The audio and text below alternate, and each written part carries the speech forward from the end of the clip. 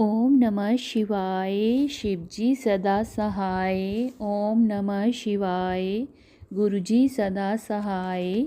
जय गुरुजी। गुरुजी के चरणों में शत शत कोटि कोटि प्रणाम। जय गुरुजी संगत जी।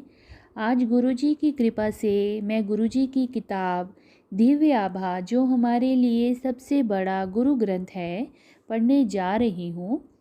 आप सब संगत जीवी सुनिएगा। जय गुरुजी। शुक्राना गुरुजी।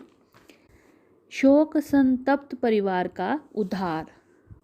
मेरी पत्नी के एक संबंधी जो पंजाब के कपूरथला जनपद में स्थित सिद्धवान दोना गांव में रहते हैं, के घर पर 2 पुत्रियों के पश्चात जुड़वा पुत्र उत्पन्न हुए थे, पर 4-5 दिनों के बाद ही दोनों की मृत्यु हो गई। परिवार स्तंभ रह गया। माँ शोकग्रस्त हो गई और परिवार का व्यवसाय डूबने लगा। एक दिन पिता ने मुझसे फ़ोन पर बात करी तो उन्होंने मुझे गुरुजी के दर्शन करने के लिए कहा। सत्संग सुनकर उनके मन में गुरुजी के आशीर्वाद की कामना जागृत हुई। पिता को बहुत अच्छे दर्शन हुए होंगे। एम्पायर एस्टेट से निकलने के पश्चात वह अति आशावान थे। उनकी आंखों में आंसू थे और उन्होंने कहा कि उन्होंने भगवान के दर्शन किए हैं। फिर वह अपने गांव वापस चले गए। आज उनके कहे बिना ही वे एक स्वस्थ पुत्र के पिता हैं। जब वह अगली बार आए तो गुरुजी ने उनको ये कहकर जाने के लिए कहा कि उनकी मनोकामना पूर्ण हो गई थी। गुरुजी की ऐसी कृपा है, उन्होंने परिवार को न केवल एक पुत्र दिया, उसे शोकावस्था से भी बाहर निकाल दिया। आशीष की कोई सीमा नहीं होती। एक शब्द के अनुसार कृपा वृष्टि सब पर होती है, परंतु केवल नम्र प्रकृति वाले उसे ग्रहण कर पाते हैं। उसे ऊंचे पर्वतों से जल बहकर नीचे घाटियों में आ जाता है और वहीं वह ठहर जाता है। ये सत्संग कपूरथला के प्रदीप सूद अंकल जी का है। जय गुरुजी। शुक्राना गुरुजी। कृपालु गुरुजी का आश्रय। 20 वर्ष पूर्व जब मैं आगरा स्थित वायु सेना छावनी में विमान चालक था, मेरे वार्षिक चिकित्सा परीक्षणों में चिकित्सकों को मेरे ईसीजी में कुछ प्रतिकूल लक्षण मिले। मेरी बहन के पति ब्रिगेडियर दत्ता उस समय जालंधर में कार्यरत थे। वह अपने परिवार सहित गुरुजी के पास जाया करते थे। मेरी बहन ने गुरुजी के दर्शन करने का आग्रह किया। दर्शन के पश्चात गुरुजी मुझे एक कमरे में ले गए और मेरे हृदय पर एक चम्मच रखकर बोले, तेरा कल्याण हो गया। जब मैं आगरा लौटा तो पुनः मेरा ईसीजी लिया गया। गुरुजी की कृपा से सब सामान्य आया। अगले दिन मेरी पत्नी जालंधर जा रही थी। मैंने उसे गुरुजी के दर्शन करने के लिए कहा तो उसने अनिच्छा व्यक्त की।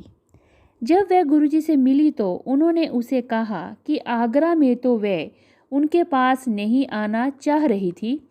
वे आश्चर्यचकित थी। जब वह उनसे चलने की आज्ञा ले रही थी तो उन्होंने कहा कि जम्मू से वह फिर उनके दर्शन के लिए आएगी। मेरी पत्नी ने कहा कि उसकी वहाँ से सीधे आगरा जाने की योजना है। गुरुजी ने फिर कहा कि आगरा लौटने से पूर्व वह जालंधर होकर जाएगी। जब मेरी पत्नी जम्मू पहुंची तो उसने अपनी मां को हर्पीस, एक त्वचा रोग से पीड़ित पाया जिसका कोई उपचार नहीं है। उसने अपने माता पिता को गुरुजी के बारे में बताया था। उसके पिता ने आग्रह किया कि वह अपनी मां को लेकर गुरुजी के पास जालंधर जाए। अगले दिन मेरी पत्नी पुनः गुरुजी के चरणों में थी, जैसे उन्होंने कहा था। गुरुजी ने मेरी सास को अपना आशीष दिया और कुछ ही दिनों में वे पुनः स्वस्थ हो गईं। वायुसेना में होने के कारण मैं अनेक स्थानों पर रहा और अगले 20 वर्षों तक गुरुजी के दर्शन नहीं कर पाया, लेकिन हमारे हृदय में गुरुजी के प्रति सदा आस्था बनी रही। अगस्त 2005 में चिकित्सकों ने बताया कि मेरी पत्नी के दोनों गुर्दे शीघ्र ही काम करना बंद कर देंगे। हमें समझ नहीं आ रहा था कि क्या करें। किसी ने बताया कि गुरुजी अब दिल्ली में हैं।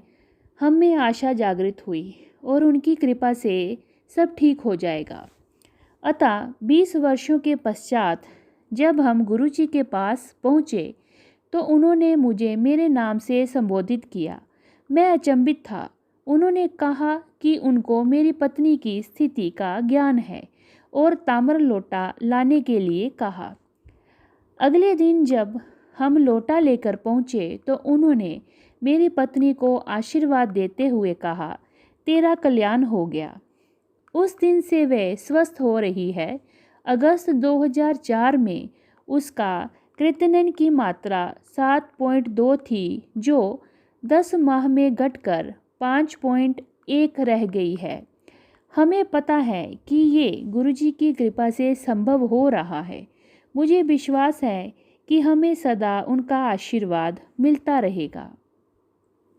ये सत्संग आगरा के विंग कमांडर सेवानिवृत्त बी लखनपाल अंकल जी का है। जय गुरु जी, शुक्राना गुरु जी। ओम नमः शिवाय, शिवजी सदा सहाय। ओम नमः शिवाय, गुरुजी सदा सहाय। जय गुरु जी, शुक्राना गुरु जी।